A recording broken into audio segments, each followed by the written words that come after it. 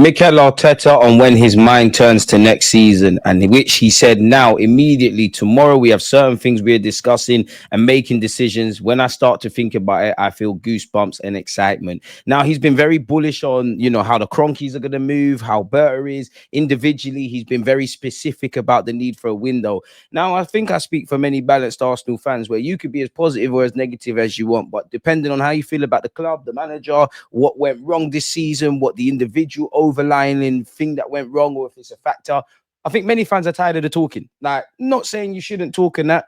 Cool, talk, be bullish. Just make sure when the window ends, apologies, you've got your number 9, you've got your left winger, you've got your central midfielder, you've got the depth, you've got it all to do. I think fans are just need to show us now, really and truly. There's been 3 different years now where there's been some highs, some lows. Ultimately, winners win, losers explain. We have not got any silverware. That's the underlying factor. That's it, if I'm honest with you. So shout out the gaffer.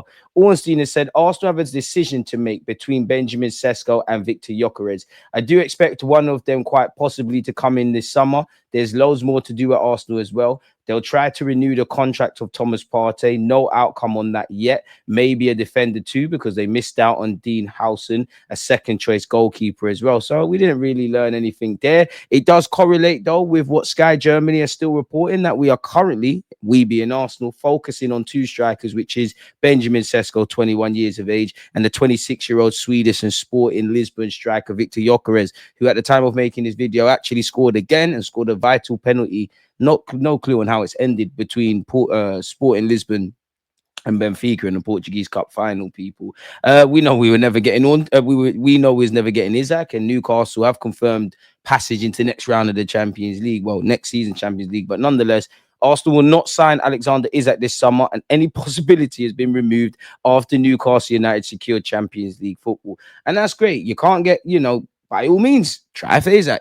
Try for Sesko, try for Gyokeres, Watkins, Hugo Ekitike, this one, that one. All of them little excuses about there's market opportunity, nobody's there. It's done now.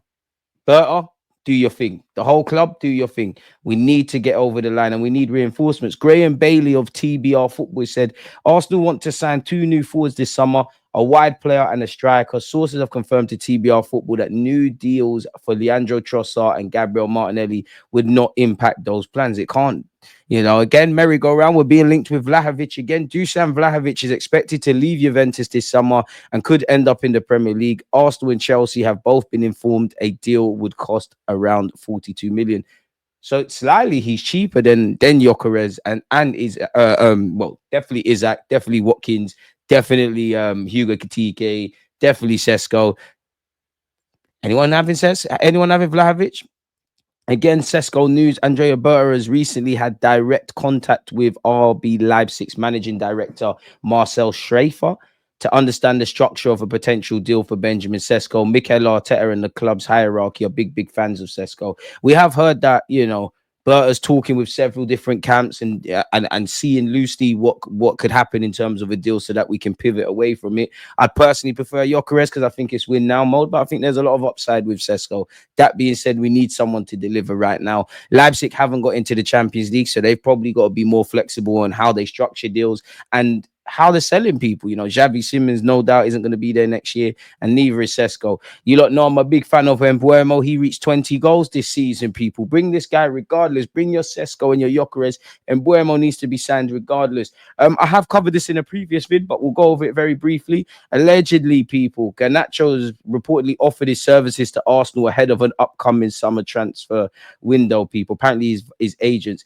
Chelsea and Napoli were both interested in landing Garnacho during the January transfer period, while Arsenal have emerged as a possible destination for the 20-year-old following his lack of involvement during the Europa League final. Apparently, his reps have been in contact with the Gunners in order to clarify his current situation at Manchester United. Would you go for him, people? And also, on top of Garnacho, he's another quote-unquote winger that's been linked with us, just like Gittins, Rodrigo, Nico Williams, and it feels like there's a lot more than that's what's been listed there. Should have probably flogged him to Chelsea. Napoli, he would have been a league winner. They're going to lose Conte, but fantastic club, way of life, yada, yada, yada.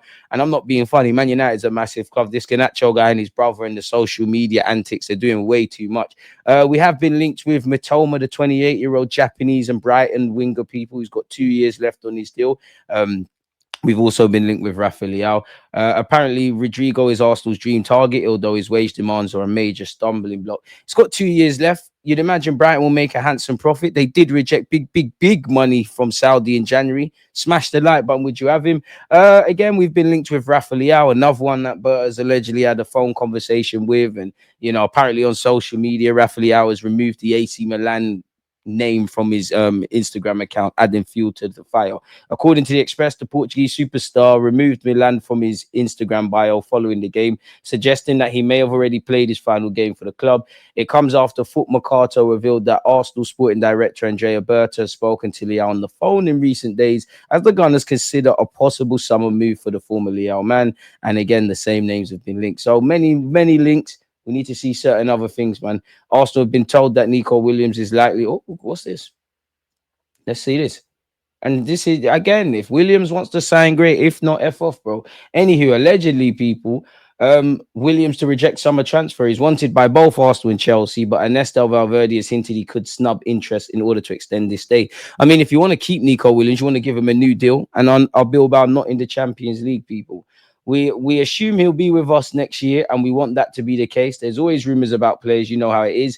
We're very happy with Nico, and Nico is very happy with us. We hope next year is a great year for Nico, and he does it here. And again, several alternatives. Again, all the names I've said prior have been linked with us. And you could also add Ademola Lookman to the list as well. Real Madrid have been linked with Nico Williams in the last week as well. Apparently, Barcelona do not want him. A year can change a lot, can't it, people? No one don't care about Wirtz. He's a quality player, but he's not signing for Arsenal. Apparently, our plans to sell Gabriel Jesus fell through during the summer transfer window. We did plan to get rid of him. Of course, the nature of his injury means we're not going to be able to flog his 265,000 a week wages off the wage bill. And I wonder how much that could potentially impact a Rodrigo, a Nico Williams, a Rafael, a renewal of Partey and Trossard and Magalhaes and Saliba, and indirectly everyone. We've got a lot to do, man. Berta's got a lot to do. Despite conceding against Southampton, our keeper David Raya has claimed the Premier League Golden Glove for the 2024-25 season.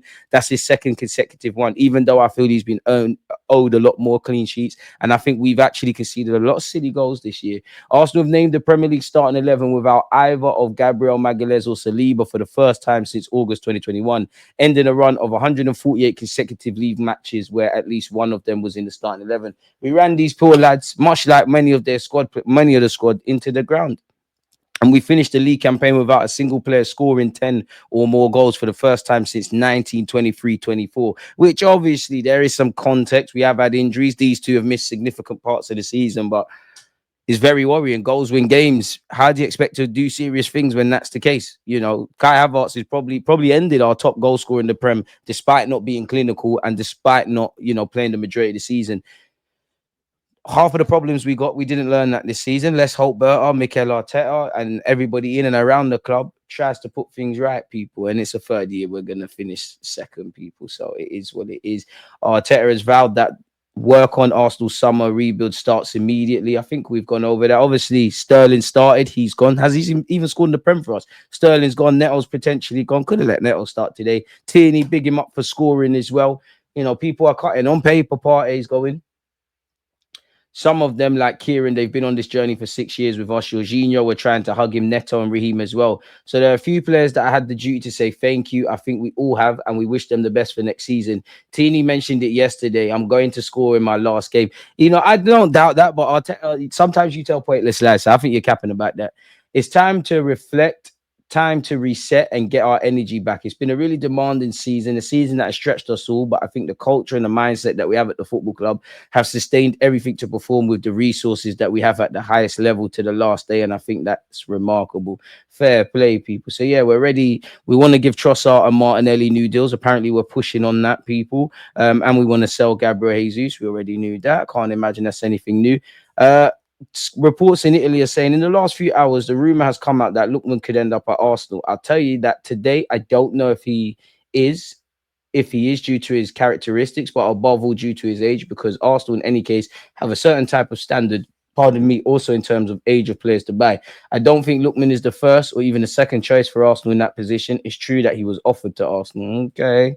Whatever you say, big up David Raya in that regard. So we'll have to see, man. But we need to get a move on because the 2025-26 season needs to end in silverware. always just going to be a massive red flag. I think it's like